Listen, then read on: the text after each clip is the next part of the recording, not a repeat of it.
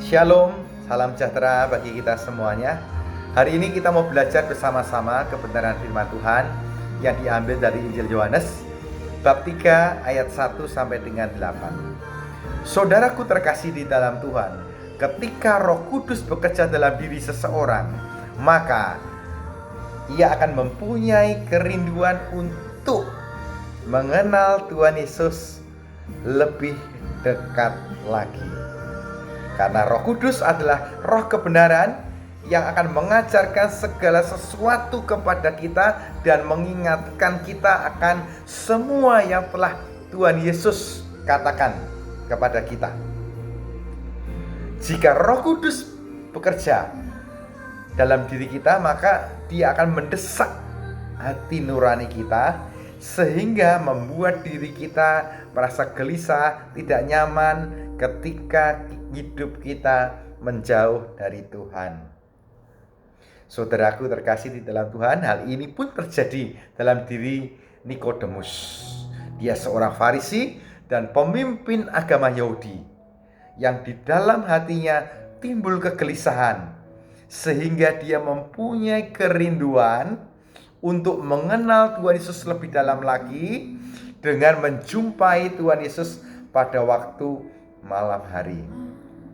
Hal ini dia lakukan karena untuk menghindari supaya tidak dilihat orang-orang Yahudi.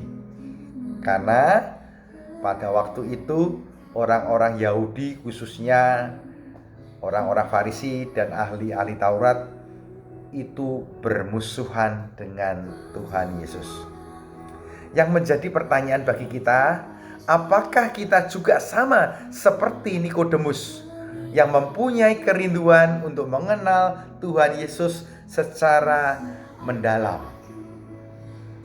Untuk mengenal Tuhan Yesus secara mendalam agar dapat melihat dan masuk dalam kerajaan Allah, maka Tuhan Yesus memberi syarat, yaitu dilahirkan kembali dari air dan roh. Dibaptis air atau pembaptisan air adalah berbicara tentang pertobatan, di mana orang memulai meninggalkan segala dosa yang menjauhkan diri dari Tuhan. Setelah itu dia dibaptis roh, yang artinya berani menyerahkan seluruh hidupnya untuk dibimbing oleh Roh Kudus, seperti yang dikatakan Rasul Paulus dalam Galatia 2 ayat 20. Namun aku hidup, tetapi bukan aku sendiri yang hidup, melainkan Kristus yang hidup di dalam aku. Ketika Roh Kudus memenuhi dan memimpin hidup kita, maka kita akan mengalami pembaharuan hidup dan berani bersaksi mewartakan Injil. Hal ini juga dialami oleh Petrus dan Yohanes dan para murid yang lainnya, di mana semula mereka takut untuk memberitakan kabar baik tentang kebangkitan Tuhan Yesus, tetapi setelah mengalami pencurahan atau pembaptisan Roh Kudus, mereka berani memberitakan firman Tuhan dan bersaksi di depan mahkamah agama Yahudi dengan berani dan tidak takut sedikit pun. Yang kita bisa baca dalam Kisah 4 ayat 23 sampai dengan 31. Saudaraku terkasih, saat ini apakah kita berani tetap mewartakan dan bersaksi tentang Yesus yang bangkit di tengah-tengah tekanan dan dalam situasi yang tidak menguntungkan kita? Apa yang membuat kita takut untuk mewartakan Tuhan Yesus yang bangkit? Mari kita akan masuk dalam refleksi. Yang pertama, apakah selama ini kita masih mempunyai dorongan yang kuat untuk semakin mengenal dan membina relasi dengan Tuhan Yesus semakin lebih dekat lagi? Melalui apa? Kedua, perubahan nyata apa yang kita alami ketika Roh Kudus memenuhi hidup kita. Dan yang ketiga, apa yang dilahirkan oleh daging adalah daging, dan apa yang dilahirkan roh adalah roh.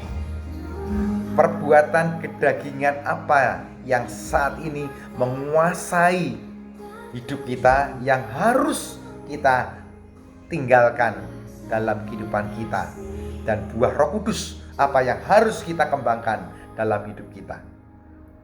Mari saat ini kita masuk di dalam keheningan, dan biarlah saat ini Tuhan bertanya secara pribadi kepada kita.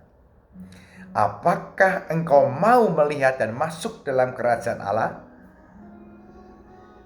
Bila kita menjawab, ya Tuhan, aku rindu sekali melihat dan masuk dalam kerajaan-Mu, maka dengarkanlah baik-baik. Tuhan Yesus berkata kepada kita, engkau harus dilahirkan kembali dari air dan roh. Saudaraku terkasih di dalam Tuhan, setiap orang yang merelakan hidupnya untuk dipenuhi dan dipimpin oleh Roh Kudus, maka ia akan semakin mempunyai kerinduan untuk mengenal dan membina relasi dengan Tuhan Yesus. Dan hidupnya akan mengalami pembaruan, ya, dan semakin berani dan semangat mewartakan firman Allah tentang Yesus yang bangkit. God bless Yesus. Shalom. Tuhan Yesus memberkati kita semuanya.